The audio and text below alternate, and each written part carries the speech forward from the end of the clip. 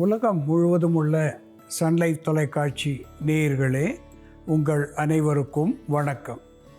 இது நாட்டு மருத்துவம், நலம் தரும் மருத்துவம், எல்லோருக்கும் ஏற்ற பக்க விளைவுகளில்லாத பாதுகாப்பான பணச்செலவுகளில்லாத மருத்துவம். எளிய மருந்துகளை ஒவ்வொன்றாக இந்த நிகழ்ச்சியிலே பார்த்து பழகி பயன்பெற்று வருகின்றோம். இன்று சில மருத்துவ குறிப்புகளை நாம் தெரிந்து கொள்வோம். யூரினரி ட்ராக் இன்ஃபெக்ஷன், UTI என்று 3 எழுத்துகளிலே சொல்லப்பெறுகின்ற ஒரு கடுமையான நோய், சிறுநீரகத்தை பாதிக்கின்ற ஒரு நோய். இது கிட்னி, பிளாடர், யூரிட்டர் என்று சொல்லக்கூடிய 3 பகுதிகளையும் பாதித்து சிறுநீர் தாரையிலே எரிச்சல் வரச் செய்வது. குறிப்பாக பெண்களுக்கு லூகேரியா என்று சொல்லக்கூடிய வெள்ளை ஒழுக்கை வரச் செய்யக்கூடியது. சிறுநீர் பாதையிலே அடைப்பை ஏற்படுத்தக்கூடியது இந்த UTI என்று சொல்லுகின்ற தொற்று. இதற்கு ராப்பனஸ் சாட்டிவஸ் என்று தாவர பெயராலே சுட்டப்பெறுவது, ரேடிஷ் என்று ஆங்கிலத்திலே சொல்லப்பெறுவது முள்ளங்கி. இந்த முள்ளங்கி அலைல் ஐசோதயோசைனேட் என்கின்ற மருத்துவ வேதிப்பொருள் மிகுதியாக இருக்கிறது.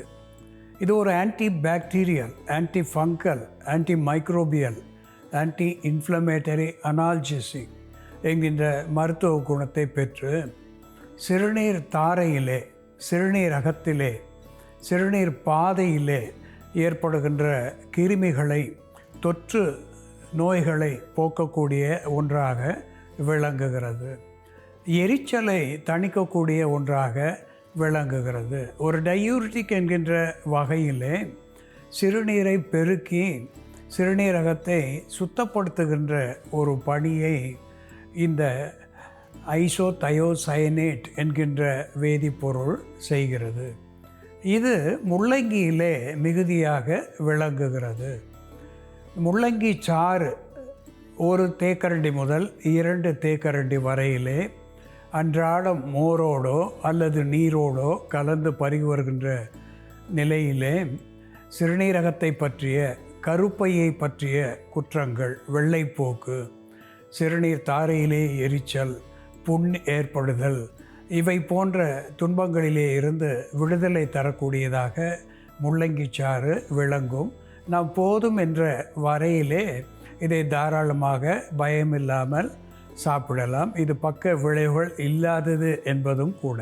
அன்பான நேயர்களே, வெந்தயம், ஃபெனுக்ரீக் என்று ஆங்கிலத்திலே சொல்லப்பெறுகின்ற வெந்தயம் ஒரு அற்புதமான மருந்தாகி பயன் தருகிறது. குறிப்பாக வெந்தயம் மாதர் பயன்படுத்துகின்ற நிலையிலே இது ஒரு இம்யூனோ மாடுலேட்டர் என்கின்ற வகையிலே நோய் எதிர்ப்பு சத்துவத்தை தருவது மட்டுமல்லாமல் ஒரு ஹார்மோனல் இன்பேலன்ஸ் என்று சொல்லக்கூடிய சுரப்பிகளிலே ஏற்படுகின்ற மாறுபாட்டை, குறைபாட்டை போக்கக்கூடிய ஒன்றாக விளங்குகிறது. அன்றாடம் 1 தேக்கரண்டி முதல் 2 தேக்கரண்டி அளவுக்கு வெந்தயத்தை சுடுநீரிலே, 1 டம்ளர் நீரிலே இரவு ஊற வைத்துவிட்டு காலையிலே அந்த நீரை மட்டும் அன்றாடம் பருகி வருகின்ற பொழுது பெண்களுடைய இர்ரெகுலர் மென்ஸ்ட்ருவேஷன் என்று சொல்லக்கூடிய முறையற்ற மாதவிலக்கு, அடி வயிற்றிலே வலியோடு கூடிய மாதவிலக்கு, இப்படிப்பட்ட நிலை மட்டும் அன்றி வெள்ளை ஒழுக்கு இவற்றையெல்லாம் போக்கி உடலுக்கு குளிர்ச்சி தருவது மட்டுமல்லாமல் இரும்பு சத்துவத்தை இது தரக்கூடியதாக இருந்து ஹீமோகுளோபின் என்று சொல்லக்கூடிய இரும்பு சத்துவத்தை இது குருதியிலே அதிகப்படுத்தக்கூடியதாக விளங்குகிறது. மலச்சிக்கலை போக்குகிறது. மாதற்கு ஒரு அற்புதமான மருந்தாகி கருப்பை குற்றங்களை போக்குவது மட்டுமல்லாமல் இளம் தாய்மார்களுக்கு பால் சுரக்க செய்யக்கூடியதாக விளங்குகிறது என்பது உண்மை.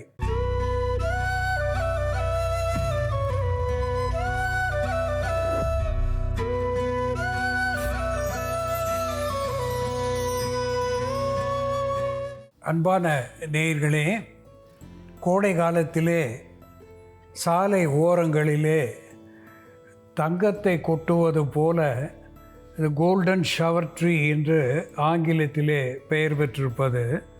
இப்படி கொத்து கொத்தான பூக்களை மரம் முழுவதுமாக பெற்றிருப்பது கேஷியா ஃபிஸ்டுலா என்ற தாவர பெயராலே சுட்டப்பெறுவது கோல்டன் ஷவர் ட்ரீ என்று ஆங்கிலத்திலே சொல்லப்பெறுகின்ற ஒன்று. இதனுடைய பூக்கள் இலைகள் அத்துணையும் ஆந்த் ஹெல்மின்திக் என்கின்ற வகையிலே உள்ளுக்கு பயன்படுத்துகின்ற பொழுது பூச்சிகளை வெளித்தள்ளக்கூடிய ஒன்றாக விளங்குகிறது.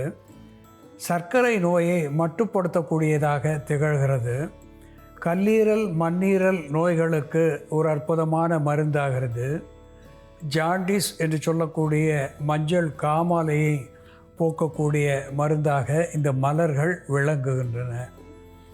இவற்றையே மேற்புறமாக பூசுகின்ற பொழுது தோல் நோய்கள் அத்துணையும் துடைக்க வல்லதாக விளங்குகிறது. தேமல், கரப்பான், சொறி சிரங்கு, இந்த கோடை காலத்திலே நாம் எதிர்கொள்ளக்கூடிய வேர்க்குரு என்கின்ற பிரிக்லி ஹீட் என்கின்ற ஆங்கிலத்திலே சொல்லுகின்ற வேர்க்குரு, அதனாலே ஏற்படுகின்ற அரிப்பு, நமைச்சல், இவற்றையெல்லாம் போக்குகின்ற ஒரு புறமருந்தாக இந்த சரக்கொன்றை என்று சொல்லக்கூடிய கோல்டன் ஷவர் ட்ரீ அதனுடைய பூக்கள் நமக்கு பயன் தருகிறது. இதனோடு குர்குமா அரோமேட்டிகா என்று தாவர பெயராலே சுட்டப்பெறுவது கஸ்தூரி மஞ்சள்.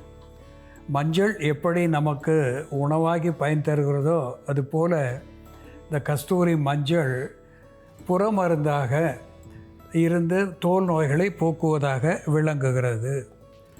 இதனோடு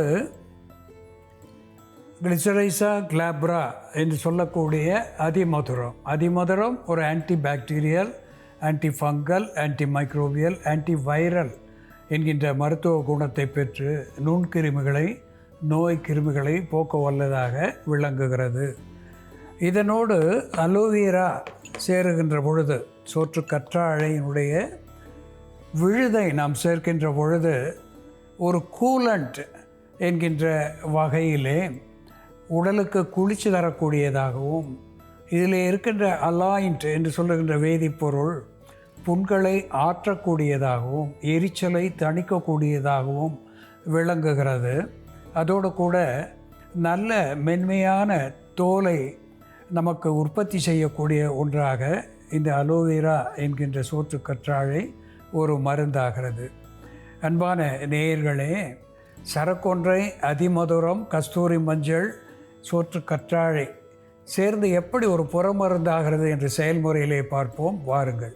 நேயர்களே, நாம் சரக்கொன்ற பூக்களை பயன்படுத்தி வெயில் காலத்தில் தோலில் ஏற்படக்கூடிய பிரச்சனைகளான வேர்க்கூறு, பூஞ்சைக்காளான் தொற்று போன்ற பிரச்சனைகளை சரி செய்யக்கூடிய ஒரு மேல் பூச்சி மருந்து, அதே போல் நமக்கு தோலில் ஏற்படக்கூடிய கரும்புள்ளிகள், அதிகப்படியான கருமை நிறத்தை குறைக்கக்கூடிய ஒரு மருந்து, பாடி வாஷை நம்ம பயன்படுத்தக்கூடிய ஒரு மருந்து எப்படி தயார் பண்ணுறதுன்னு பார்க்கலாம். இந்த மருந்து வெயில் காலத்தில் ஏற்படக்கூடிய வறட்சியை போக்கக்கூடியதாகவும் இருக்கும், ஸ்கின்னுக்கு நல்லா ஹைட்ரேட் பண்ணக்கூடியதாகவும் இருக்கும். மாய்ஸ்சரைசர் பயன்படுத்துறதுக்கு பதில் இந்த பாடி வாஷ் யூஸ் பண்ணும்போதே தோலில் இருக்கக்கூடிய வறட்சி கம்மியாகும். இதற்கு தேவையான பொருட்கள்: சரக்கொன்றை பூக்கள், கஸ்தூரி மஞ்சள் பொடி, அதிமதுர பொடி, சோற்று கத்தாழை, கடலை மாவு, சாதம் வடித்த கஞ்சி. நம்ம இந்த பொருட்கள் எல்லாம் பவுடராகவும் தயார் பண்ணி வச்சுக்கலாம். தேவையான பொழுது சோத்துக்கத்தாழையும் அந்த சாதம் வடித்த கஞ்சி தண்ணியை மட்டும் நம்ம ஆட் பண்ணி மிக்சியில் இட்டு அரைச்சிக்கிட்டோம்னா அது அப்போ வேணும் போது யூஸ் பண்ணிக்கலாம். இந்த சரக்கொன்ற பூக்கள் நமக்கு வெயில் காலத்தில் நல்லா பூக்கும். பொதுவாக இது தமிழ் வருடப்பிறப்பு அப்போ பூக்க ஆரம்பிக்கும். அதிலிருந்து நல்லா கத்திரி வெயில் முடிகிற வரைக்கும் இந்த பூக்கள் நமக்கு கிடைக்கும். இந்த சீசனில் மரம் ஃபுல்லாக பூவாக இருக்கும். கிடைக்கும் போது நம்ம இதை எடுத்து சேகரித்து காய வச்சு பவுடர் பண்ணி வச்சுக்கிட்டோம்னா நம்ம வருடம் முழுக்க கூட யூஸ் பண்ணலாம்.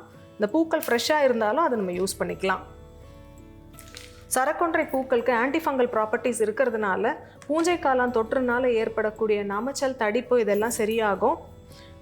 இந்த பூக்களை நம்ம டீ மாதிரி ப்ரிப்பேர் பண்ணி குடிக்கலாம். இந்த பூக்களை ரோஜா இதழ்களை எப்படி குல்கந்த் தயார் பண்ண பயன்படுத்துகிறோமோ அதே மாதிரி சரக்கொன்றை இதழ்களும் இந்த மாதிரி தனித்தனியாக எடுத்து அதோட மகரந்தம்லாம் இல்லாமல் நம்ம தேன் கற்கண்டு சேர்த்து குல்கந்து செஞ்சு கூட சாப்பிடலாம். சரக்கொன்றை பூக்கள் கொஞ்சம் எடுத்துக்கலாம்.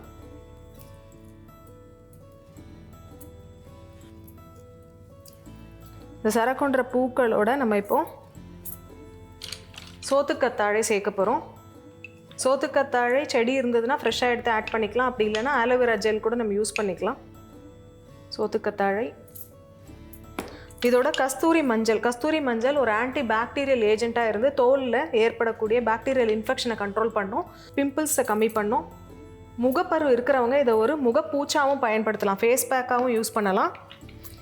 அதிமதுரம் ஒரு டீபிக்மெண்டேஷன் ஏஜென்ட்டாக இருக்கிறதுனால நமக்கு ஹைப்பர் பிக்மெண்டேஷன் இருந்ததுன்னா, அதிகப்படியான கருமை நிறம் திட்டாக எங்கேயாவது இருந்ததுன்னா அதை கம்மி பண்ணக்கூடிய மருந்தாகவும் ஒரு ஃபேர்னஸ் ஏஜென்ட்டாகவும் அதிமதுரம் இருக்கும். அது மட்டும் இல்லாமல் அதிமதுரம் ஒரு ஆன்டிவைரலாக ஏஜென்ட்டாக இருக்கிறதுனால வைரஸ் கிருமினால் வரக்கூடிய குருக்களும் பருக்களும் இதில் கம்மியாகும், வியர்க்கூறுவும் குறையும் அதிமதுரம் நம்ம அப்ளை பண்ணும்போது. இதோட கடலை மாவு சேர்த்துக்கலாம். கடலை மாவு நம்ம உடலில் இருக்கக்கூடிய அதிகப்படியான எண்ணெய் பசை மற்றும் அழுக்க போக்கக்கூடிய மருந்தாகவும் உடலுக்கு தோலுக்கு ஒரு நியூட்ரியண்ட்டாகவும் செயல்படும். இதெல்லாம் அரைக்கிறதுக்காக நம்ம சாதம் வடித்த கஞ்சி தண்ணி யூஸ் பண்ண போகிறோம். இதற்கு பதில் நம்ம தயிர் கூட யூஸ் பண்ணிக்கலாம். இதெல்லாம் சேர்த்து நம்ம இப்போ அரைச்சிடலாம்.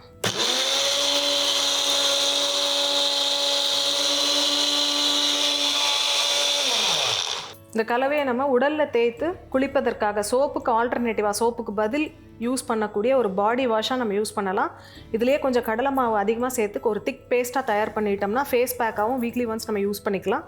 சரக்கொன்றை பூக்கள், சோற்றுக்கத்தாழை, அதிமதுரம், கஸ்தூரி மஞ்சள், கடலை மாவு மற்றும் சாதம் வடித்த கஞ்சி தண்ணி இதெல்லாம் சேர்த்து நம்ம ஒரு பேஸ்ட்டை அரைச்சி வச்சுருக்கோம். இந்த பேஸ்ட்டை நம்ம குளிப்பதற்காக பயன்படுத்திட்டு வரும்பொழுது தோலில் ஏற்படக்கூடிய பூஞ்சை காளான் தொற்று கண்ட்ரோல் ஆகும். வெயில் காலத்தில் வரக்கூடிய வியர்க்கூறு, நமைச்சல் இது எல்லாமே சரியாகும். அன்பான நேயர்களே, கேசியா ஃபிஸ்டுலா என்று நாம் பார்க்கக்கூடிய தங்க வண்ண மலர்கள் நிறைந்த மரங்கள் இந்த கோடை காலத்திலே நமக்கு அதிகமான பூக்களை தரக்கூடியதாக, கண்ணுக்கு அழகாக விளங்கக்கூடிய ஒன்று. அவை உள்மருந்தாகின்ற பொழுது வயிற்றுப்பூச்சிகளை வேறு இருக்கிறது. கல்லீரல் மண்ணீரலுக்கு நலம் தந்து ஒரு ஹெப்படோ ப்ரொடெக்டிவ் என்கின்ற மருத்துவ குணத்தை தருகிறது. சர்க்கரை நோயை தணிக்கிறது. மஞ்சள் காமாலைக்கு மருந்தாகிறது. உடலுக்கு பலம் தருகிறது. இப்படி இந்த மலரோடு நாம் அதிமதுரம், சோற்றுக்கற்றாழை, கஸ்தூரி மஞ்சள், அதனோடு சாதம், அரிசி சாதம் வடித்த நீர். சாதாரணமாக அரிசி சாதம் வடித்த நீரை முன்பெல்லாம் சிறு வயதிலே வீணாக்காமல் உப்பு சேர்த்து அது உள்ளுக்கு பருகுவது வழக்கம். அதனாலே உடலுக்கு நல்ல புரத சத்துவம் கிடைத்தது. அந்த கஞ்சி தண்ணீரை பெரும்பாலும் கீழே ஊற்றி விடுகிறார்கள். நம் தாய்மார்கள் அதை வைத்திருந்து காலையிலே கெட்டியான அந்த கஞ்சி தண்ணீரை தலைக்கு தேய்த்து குளித்தார்கள். அவர்கள் ஷாம்பு பயன்படுத்தியது இல்லை. சிகைக்காயும் இந்த கஞ்சி தண்ணீரையும் பயன்படுத்தியதினாலே 50 ஆண்டுகளுக்கு முன்பாக 6 அடி கூந்தலை மாதர் பெற்றிருந்தனர். இன்றைக்கு 6 அடி என்பது அரை அடியாக போய்விட்டதற்கு காரணம் நம்முடைய உணவு முறைகளிலே, மருத்துவ முறைகளிலே ஏற்பட்ட கோளாறுகள் என்பதுதான் உண்மை.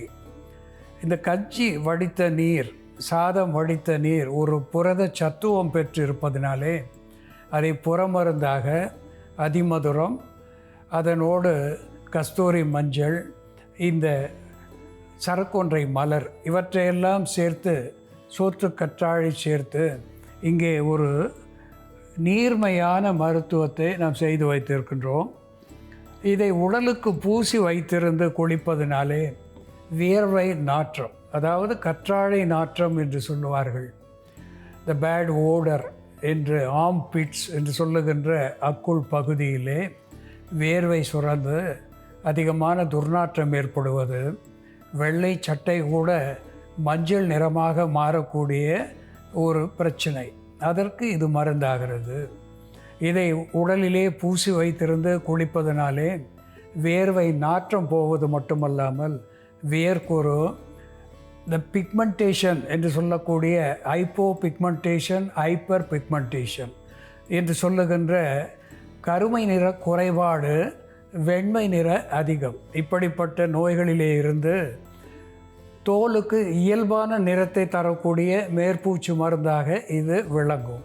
சொறி, சிரங்கு, படை, தேமல் இவற்றையும் போக்கி தோலுக்கு பொலிவு தரக்கூடியதாக இது விளங்கும் என்பதை நாம் மறத்தல் ஆகாது. அன்பான நேயர்களே, அழகாக விளங்குகின்ற சரக்கொன்றை ஒரு அற்புதமான மருந்தாகிறது என்று நாம் பார்த்து தெரிந்து கொண்டோம். இதுபோல வேறு ஒரு மருத்துவ குறிப்போடு நாம் மீண்டும் சந்திப்போம். நன்றி, வணக்கம்.